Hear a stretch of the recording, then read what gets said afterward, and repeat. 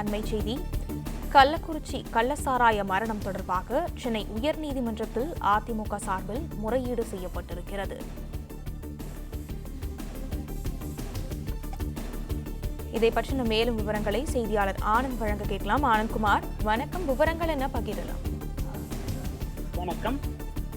கள்ளக்குறிச்சி விஷச்சாராயம் மரணம் தொடர்பாக சென்னை உயர்நீதிமன்றத்தில் அவசர முறையீடு செய்யப்பட்டுள்ளது.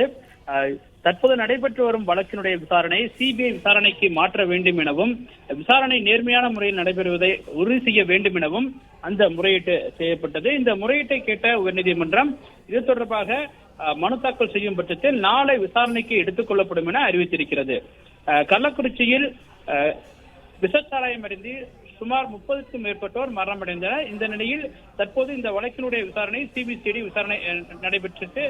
விசாரணைக்கு மாற்றப்பட்டு விசாரணை நடைபெற்று வருகிறது. இந்த நிலையில் இந்த வழக்கின் விசாரணையை சிபிஐக்கு மாற்ற வேண்டும் என கோரி அதிமுக வழக்கினர் பிரிவினுடைய செயலாளர் ஐஎஸ் இன்பதுரை மற்றும் கள்ளக்குறிச்சியைச் சேர்ந்த நபர் சார்பாக வழக்கறிஞர் செல்வம் ஆகியோர் சார்பில் நீதிபதி கிருஷ்ணகுமார் தலைமையிலான அமர்வில் முறையீடு செய்யப்பட்டது. அதில் தற்போது நடைபெற்று வரும் வழக்கினுடைய விசாரணை சரியாகவும் நியாயமாகவும் நடைபெற வேண்டும் எனில் வழக்கினுடைய விசாரணை சிபிசிஐடியிடமிருந்து சிபிஐ விசாரணைக்கு மாற்ற வேண்டும் எனவும், சிபிஐ விசாரணை நடந்தால்தான் உண்மை குற்றவாளிகள் கைது செய்யப்படக்கூடும் எனவும் அவர் தெரிவித்தார்.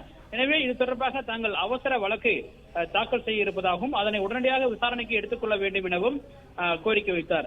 அப்பொழுது அரசு தரப்பில் ஆஜராகியிருந்த வழக்கினர் தற்பொழுது வழக்கினுடைய விசாரணை சிபிசிஐடிக்கு மாற்றப்பட்டிருப்பதாகவும், மாவட்ட ஆட்சியர் பணியிட மாற்றம் செய்யப்பட்டிருப்பதாகவும், காவல்துறை அதிகாரிகள் சஸ்பெண்ட் செய்யப்பட்டிருப்பதாகவும், உரிய முறையிலான விசாரணை நடைபெற்று வருவதாகவும், உரிய நடவடிக்கைகள் எடுக்கப்பட்டு வருவதாகவும், பாதிக்கப்பட்டவர்களுக்கு மருத்துவ சிகிச்சைகள் அளிக்கப்படுவதற்கான அனைத்து நடவடிக்கைகளும் அரசு சார்பில் எடுத்து வருவதாகவும் என தெரிவிக்கப்பட்டது. இதனையடுத்து இது தொடர்பாக மனு தாக்கல் செய்யும் பட்சத்தில் நாளை வழக்கினுடைய விசாரணை எடுத்துக் கொள்வதாக நீதிபதிகள் அறிவித்திருக்கின்றனர்.